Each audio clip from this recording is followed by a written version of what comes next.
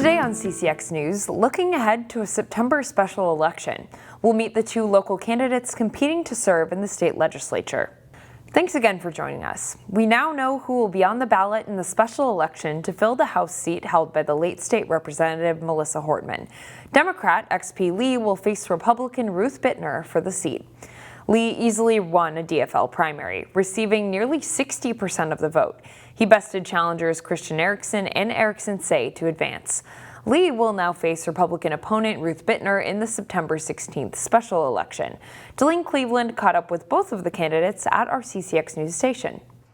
With the matchup now solidified, both candidates for the House seat formerly held by Melissa Hortman are ready to get to work on their campaigns. The DFL candidate is former Brooklyn Park Council member XP Lee. We've built really good momentum. We're at a good pace.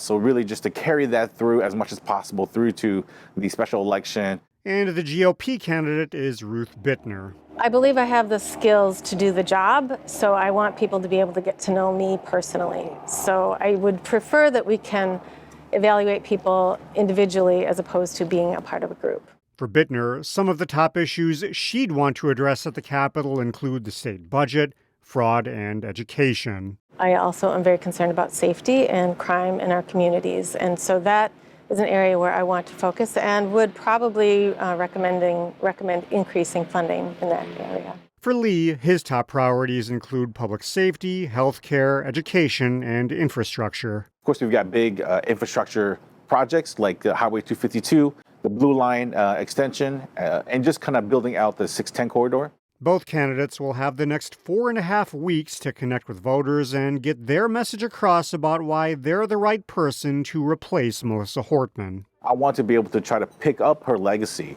and be able to do the best that I can. And I feel that I am a very strong candidate to be able to do that. I am a real estate agent, and I have learned a lot of skills about negotiation and getting along with people who maybe don't agree with you.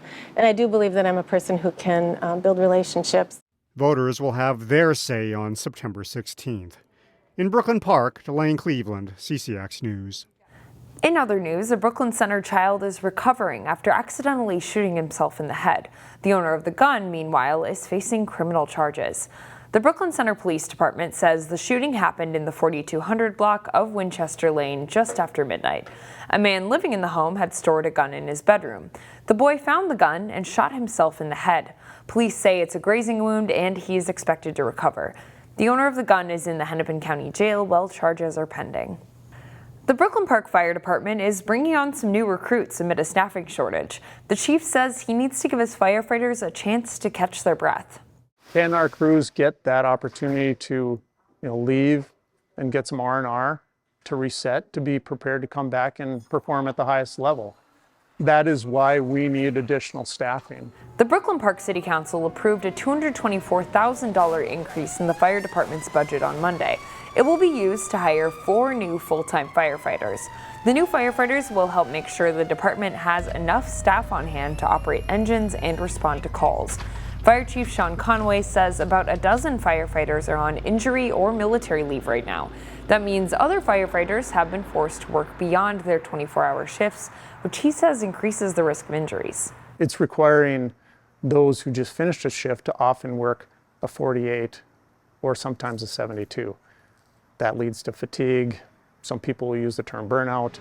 The department anticipates a need for more new hires in the next few years. That's because new housing is being developed in Brooklyn Park's northwest quarter. The Plymouth City Council approved a liquor license for a new restaurant. Charcuterie Bar plans to open at a site in southeast Plymouth near Cub.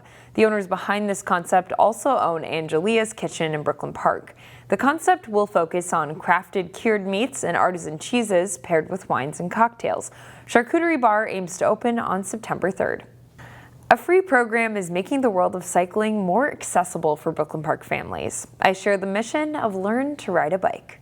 When it comes to riding a bike, it takes most people some time to find their footing, especially if they've never had the chance to start. There are a good number of people who do not know how to bike. Brooklyn Park's Winfred Russell wanted to change that. We have a lot of recreational assets in the northwest suburbs, but we would see that many folks are not utilizing these assets, especially people of color. Enter Learn to Ride a Bike. It's a free multi-session bike class at the Mississippi River Gateway Park. Russell's nonprofit, SARCS, is behind it. Community health is a critical part of what we do, and so we're using this data-driven solution, and we think that cycling is a means to that end. Three Rivers Park District provides the bikes, and 2 instructors help teach whoever shows up, any age. I feel just grateful to be a part of it. Layla Jacobson's role is straightforward. Teach and encourage them, like Luke. If you just want to come stride with me, we get a sense of how it feels. She says the process has been exciting. It's hopefully, a skill that once they develop here through this programming, that they can go and be confident riders and be able to enjoy the parks. And everyone learns at their own pace. Luke's mom, Becky Christensen, said she brought her 2 kids for some expert advice. My son is 11 and still hasn't quite caught on to how to ride a bike, so I thought it was a good opportunity for us to get some experts in to get him to ride a bike. And after practice, encouragement, and courage.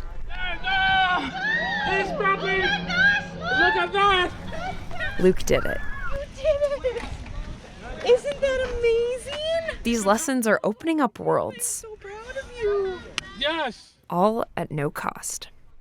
This is all in prep for SARCS's Community Pedal Jam. We'll have details on how you can get involved at ccxmedia.org.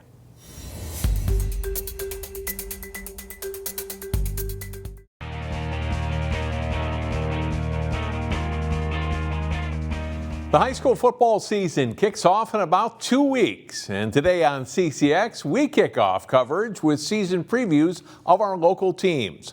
We start at Maple Grove High School, a team coming off a 2nd state championship in 3 years. When you are at the top, you either stay there or go down. The Maple Grove football program relishes the challenge. We have now truly become the hunted instead of kind of being the hunter. We noticed it up at team camp when everybody was super excited that we lost in a competition, and it was kind of an eye-opening type moment. It's great, dude. Spro said, the target's on us this year, right? So it's a privilege, right? To have that pressure on us, a privilege. So we got it, though. I believe in us. The Crimson lost some great players from a 2024 team that finished 13-0 and with another Class 6A championship. But with 7 seniors already committed to either Division I or Division II programs, with possibly more to come, there is still plenty of talent here. I mean, the talent is not gone and it's just replaced. I mean, development is Spro's thing. I mean, he's a player-led coach. He has a great relationship with all of us. And just being in the spotlight again, looking to go back-to-back. On offense, South Dakota State commit Caden Harney begins his 3rd season at quarterback. Matt Perouse is a returning starting tackle headed to Montana State. The Crimson also expect big things from running back James Engel, committed to Minnesota State Mankato. Minnesota Duluth commit fullback Jeff Nordvold. Tackle Noah Spears moved here from Tennessee and is expected to start. And Henry Knudsen is a big play threat at wide receiver. 4 starters are back on defense. Linebacker Bo Thien, Air Force commit linebacker Ryder Skansen, North Dakota State-bound cornerback Braden Dozier, and Mankato commit Gavin Elmquist at safety. The Crimson will look to Will Raymond to make big plays at linebacker too, along with transfer cornerback TJ Williams.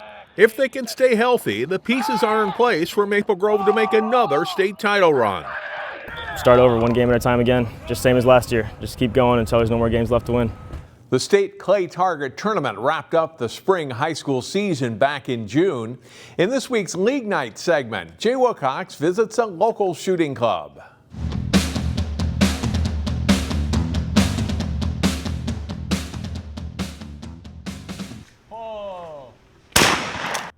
In what was once an area surrounded by cornfields, the Plymouth Gun Club is now a hidden gem in the middle of neighborhoods. Everyone hears about a Plymouth Gun Club, but very few people know it's here. And then when you drive through the neighborhood, people are always surprised. You come through a neighborhood and all of a sudden you come to our 40 acres or whatever acreage we have.